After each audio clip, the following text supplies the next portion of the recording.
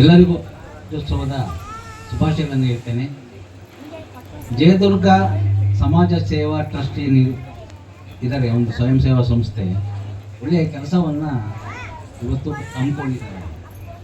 ಇವತ್ತು ಇಡೀ ರಾಜ್ಯದಲ್ಲಿ 10,720 ಸ್ವಯಂ ಸೇವಾ ಸಂಸ್ಥೆಗಳಿದೆ ಅಂತೇಳಿ ನನಗೆ ಗೊತ್ತಿದೆ. ಆಗ ಸ್ವಯಂ ಸೇವಾ ಸಂಸ್ಥೆಗಳು ಕೆಲವು ಒಳ್ಳೆ ಕೆಲಸ ಮಾಡ್ತಾ ಇದ್ದಾರೆ, ಕೆಲವರು ಅಂತ ಏನು ಅಂತ ಹೇಳಿದ್ರೆ ಅವ್ರಿಗೆ ಯಾವುದೇ ಜನ ಇರೋದಿಲ್ಲ, ಮಕ್ಕಳಿರೋದಿಲ್ಲ, ಶಾಲೆಗಳಿರೋದಿಲ್ಲ, ಯೋಜನಾ ಪ್ರದೇಶಗಳು ಪ್ರಾಜೆಕ್ಟ್ ಏರಿಯಾ ಇರೋದಿಲ್ಲ. ಆದರೂ ಅವರು ಒಂದು ಒಳ್ಳೆಯ ಉತ್ತಮವಾದಂಥ ರಿಪೋರ್ಟ್ ವರದಿಗಳನ್ನು ಬರೆದು ಹೊರದೇಶಕ್ಕೆ ಕಳಿಸಿ ಹಣವನ್ನು ತಗೊಂಡು ಅವರು ನಾವು ಒಳ್ಳೆ ಕೆಲಸ ಮಾಡ್ತಾ ಇದ್ದೀವಿ ಅಂತ ಹೇಳಿದ್ರೆ ಅದ್ರ ಬಗ್ಗೆ ನಾನು ಹೆಚ್ಚು ಮಾತಾಡೋಕೆ ಹೋಗೋದಿಲ್ಲ. ಇಲ್ಲಿ ಗೆಳೆಯರು ಸುಮಾರು ಜನ ಮಾತಾಡಿದ್ರು, ನಮ್ಮ ಸ್ನೇಹಿತರು ಹೇಳ್ತಾ ಇದ್ರು, ನಮ್ಗೆ ಈ ಕಾಂಪೌಂಡ್ ಬಂದ ತಕ್ಷಣ ನೋಡ್ತಾ ಇದ್ದೆ ಇಲ್ಲಿ ಇದು ಅನಧಿಕೃತವಾಗಿ ಕಟ್ಟಿರ್ತಕ್ಕಂಥ ಅನುಮಾನವೇ ಇಲ್ಲ ಅಲ್ಲ. ಅವ್ರಿಗೇನಾದ್ರು ತಲೆ ಇದೆ, ಈ ಶಾಲೆಗೆ ಏನು ಕೊಟ್ಟಿದ್ದಾರೆ ಅವರು? ನನ್ನೊಂದು ಪ್ರಶ್ನೆ. ಅದು ನೀವು ಇಲ್ಲಿರ್ತಕ್ಕಂಥವ್ರು ಸ್ಥಳೀಯ ಜನರು ಏನು ಅದನ್ನು ಮಕ್ಕಳ ಪೋಷಕರು ಏನಿದ್ದೀನಿ, ನಿಮ್ಮಲ್ಲಿ ಒಂದು ಒಗ್ಗಟ್ಟಿರಬೇಕು. ಇದು ಒಂದು ಕನ್ನಡದ ಒಂದು ಭಾಷೆ, ನಾಡು, ನುಡಿಯ ಹಬ್ಬ ಇದು. ಈ ಹಬ್ಬವನ್ನು ಹಾಕೋದ್ರ ಬರೀ ಇದೊಂದು ನವೆಂಬರ್ ತಿಂಗಳಲ್ಲಿ ಅಥವಾ ಈ ದಿವಸ ಬಂದು ಇಲ್ಲಿ ಜಯದುರ್ಗ ಸೇವಾ ಟ್ರಸ್ಟ್ನವರೇನೋ ಕೊಟ್ಟು ಮಾಡ್ತಾ ಇದ್ದಾರಪ್ಪ ಅಂತೇಳಿ ಸುಮ್ಮನೆ ಇರೋದಲ್ಲ. ನೀವು ಇರ್ತಕ್ಕಂಥ ಒಂದು ಸಮುದಾಯದಲ್ಲಿ ಇರ್ತಕ್ಕಂಥ ಈ ಸ್ಲಮ್ಮಲ್ಲಿ ಇರ್ತಕ್ಕಂಥ ಒಂದು ಏನು ಮಕ್ಕಳ ತಂದೆ ತಾಯಿ ಏನಿದ್ದೀರಿ, ನೀವೆಲ್ಲ ಒಗ್ಗಟ್ಟಾಗಬೇಕು. ಮಕ್ಕಳು ಇರ್ತಾರೆ, ಒಂದು ದಿವಸ ಒಂದು ಸತ್ಯಾಗ್ರಹ ಮಾಡ್ರಿ ಇಲ್ಲಿ ಇಡೀ ದಿವಸ, ಅಥವಾ ಒಂದು ಗಂಟೆ ಮಾಡಿ. DC ಬರ್ತಾನೆ ಇಲ್ಲಿಗೇನೆ, ಗೊತ್ತಾಯ್ತಾ? ಇಲ್ಲಿರ್ತಕ್ಕಂಥ BO ಬರ್ತಾರೆ, DDPI ಬರ್ತಾರೆ.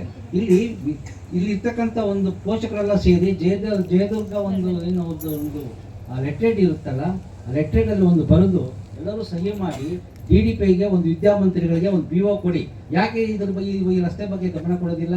ಮತ್ತೆ ಒಂದು ಈ ಶಾಲೆಯನ್ನು ಮಾದರಿ ಮಾಡಬೇಕು. ಯಾವತ್ತು ಮಕ್ಕಳು ಸರ್ಕಾರಿ ಶಾಲೆ ಓದಬೇಕು. ಸುಮಾರು ಜನ ಸರ್ಕಾರಿ ಶಾಲೆ ಓದಿದವರು ತುಂಬಾ ವಿದ್ಯಾವಂತರಾಗಿದ್ದಾರೆ, ಒಳ್ಳೊಳ್ಳೆ ಒಂದು ಸ್ಥಾನಗಳನ್ನು ಪಡೆದು ಸಮಾಜಕ್ಕೆ ಸೇವೆಯನ್ನು ಮಾಡ್ತಾ ಇದ್ದಾರೆ.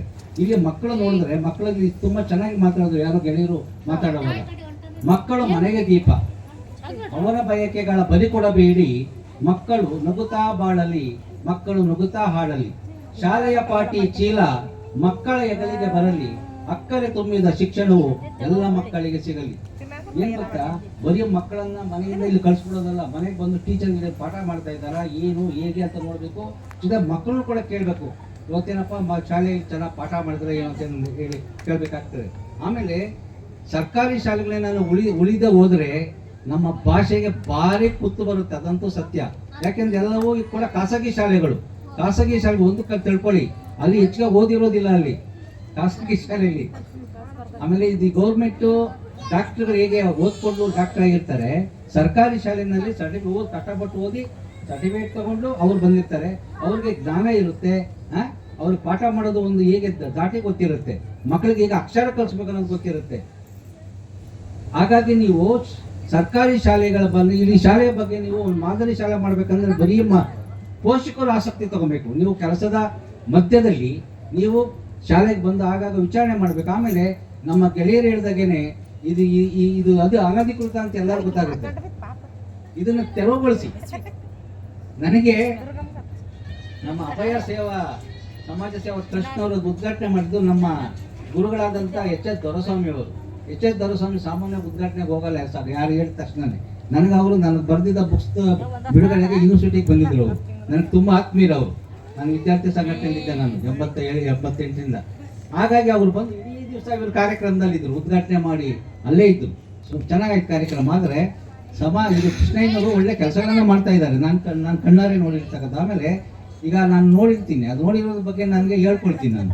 ಆಮೇಲೆ ಜಯದುರ್ಗ ಇವರು ನನ್ನ ಪತ್ರಿಕೆಯಲ್ಲಿ ಮತ್ತೆ ಬೇರೆ ಕೃಷ್ಣಯ್ಯನವರು ಕಳಿಸ್ತಾ ಇರ್ತಾರೆ ನನಗೆ.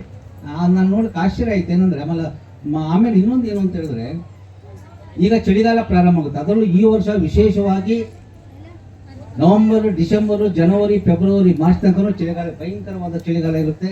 ಇಲ್ಲಿ ಒಂದು ಹೊದಿಕೆಗಳನ್ನ ಕೊಟ್ಟಿದ್ದಾರೆ ಜೈದ, ಒಳ್ಳೆ ಕೆಲಸ ಇದೆ. ಆಮೇಲೆ ಪುಸ್ತಕ ಕೊಡ್ತಾ ಇರ್ತಕ್ಕಂಥದ್ದು. ಈ ದಾನ ಇದೆಯಲ್ಲ, ವಿದ್ಯಾದಾನ ಮಹಾದಾನ.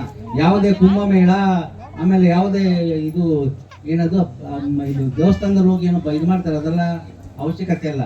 ಒಂದು ಮಗುಗೆ ನೀವು ಫೀಸ್ ಕಟ್ಟೋದು, ಒಂದು ಮಗುಗೆ ಒಂದು ಬಟ್ಟೆ ಹೊಲಿಸ್ಕೊಡೋದು, ಒಂದು ಶೂ ತಗೊಳ್ಳೋದು, ಒಂದು ಪುಸ್ತಕ ಕೊಡಿಸೋದು, ಅದರ ಮುಂದೆ ಯಾವ ದಾನನೂ ಕೂಡ ಎಲ್ಲವೂ ಹೋಗ್ತದೆ, ನಿರ್ಲಕ್ಷ್ಯ ಆಗ್ತದೆ. ಹಾಗಾಗಿ ಮೊದಲು ನಾವು ಮಾನವರಾಗಬೇಕು. ಮಾನವರಾದರೆ ಎಷ್ಟೋ ಜನ ಮನುಷ್ಯರು ಮಾನವರೇ ಆಗಿಲ್ಲ. ಮೊದಲು ನಾವು ಮನುಷ್ಯರಾಗಬೇಕಾಗ್ತದೆ. ನಾವು ಏನಿಲ್ಲ ಕಷ್ಟ ಪರಿಸ್ಥಿತಿ ಅರ್ಥ ಮಾಡಿಕೊಂಡು ನಾವು ಅವ್ರ ಮಕ್ಕಳಿಗೆ ಏನು ಬೇಕು ಮತ್ತು ಶಾಲೆಗೆ ಏನು ಬೇಕು ಮಾಡಬೇಕಾಗ್ತದೆ. ಜಯದುರ್ಗ ನಿಮಗೆ ಹೆಚ್ಚಿಗೆ ನನಗೇನಂದರೆ ಚನ್ನಪಟ್ಟಣದಲ್ಲಿ ಒಂದು ಕಾರ್ಯಕ್ರಮದಲ್ಲಿ ನಾನು ನಿನ್ನೆ ತಾನೇ ಭಾಗವಹಿಸಿದ್ದೆ. ನಾನು ಅಲ್ಲಿ ನಮ್ಮಲ್ಲಿ ಒಂದು ರೀತಿಯ ವಿಶೇಷವಾಗಿ ಸಂಘಟನೆಗಳು ಭಾಳ ಬಲಿಷ್ಠವಾಗಿದ್ದಾವೆ. ಅದರಲ್ಲೂ ವಿಶೇಷವಾಗಿ ನಾನು ರೈತ ಸಂಘಟನೆ ಬಗ್ಗೆ ನನಗೆ ತುಂಬ ಕಾಳಜಿ ಇಟ್ಕೊಂಡಿದ್ದೆ ನಾನು. ಅದೇ ರೀತಿ ನಮ್ಮ ನಾರಾಯಣಗೌಡರ ಒಂದು ಏನು ಕನ್ನಡ ಸಮಿತಿ ಇದೆ, ರಕ್ಷಣಾ ವೇದಿಕೆ, ಅದು ಮತ್ತು ಇದ್ದಾರೆ.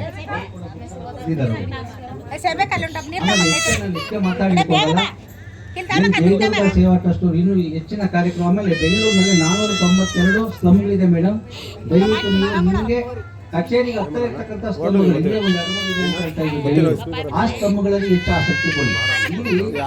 ಈ ಕೊಳೆಗೇರಿಯಲ್ಲಿ ಇರ್ತಕ್ಕಂಥ ಮಕ್ಕಳ ಬದುಕು ಹಸನಾಗಬೇಕಂತ ಹೇಳಿದ್ರೆ ನೀವು ಅವ್ರ ಬಗ್ಗೆ ವಿಶೇಷವಾದಂತಹ ಒಂದು ಆಸಕ್ತಿಯನ್ನು ತಗೊಂಡು ಆಮೇಲೆ ಜಯದುರ್ಗ ಸೇವಾ ಟ್ರಸ್ಟ್ ಮಾಡ್ತಕ್ಕಂಥ ಇಡೀ ಒಂದು ಕಾರ್ಯಕ್ರಮ ಯೋಜನೆಯನ್ನು ಮಾಡ್ತೀವಿ. ಅದನ್ನು ಒಂದು ದೊಡ್ಡ ಒಂದು 100 ಪುಟದಲ್ಲಿ ಬರ್ಕೊಂಡು ಹೋಗಿ ಅದು ಫೋಟೋ ಹಾಕಿ ಒಂದು 10 ಸಾಲ ಬರ್ಕೊಳ್ಳಿ.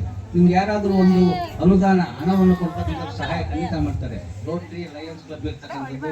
ಮತ್ತೆ ನೀವು 3 ವರ್ಷ ಮಾಡಿ ಆದ್ಮೇಲೆ ನೀವು ಹೊರದೇಶ FCI ತಗೊಂಡ್ರೆ ಡೆಲ್ಲಿಯಿಂದ ಹೊರದೇಶದಿಂದ ಕೂಡ ನಿಮ್ಗೆ ಹಣದ ಸಹಾಯ ತಗೋಬಹುದು. ಈಗ ನಾನು ಏಕೆಂದ್ರೆ ನಾನು ಹೆಚ್ಚು ಮಾತಾಡ್ಲಿಕ್ಕೆ ಹೋಗಲ್ಲ, ಇವರು 2 ಮಾತಂತ ಹೇಳಿದ್ರು, ನಾನು ಹೆಚ್ಚಿಗೆ ಮಾತಾಡಿದ್ದೇನೆ, ದಯವಿಟ್ಟು ಕ್ಷಮೆ ಇರಲಿ. ಆದರೆ ಮಕ್ಕಳ ಪೋಷಕರು ಒಗ್ಗಟ್ಟಾಗಬೇಕು. ಈ ಸ್ಲಮ್ ಏನಾದರೂ ಇನ್ನೂ ಮನೆ ಕಟ್ಕೊಳ್ಳಿ.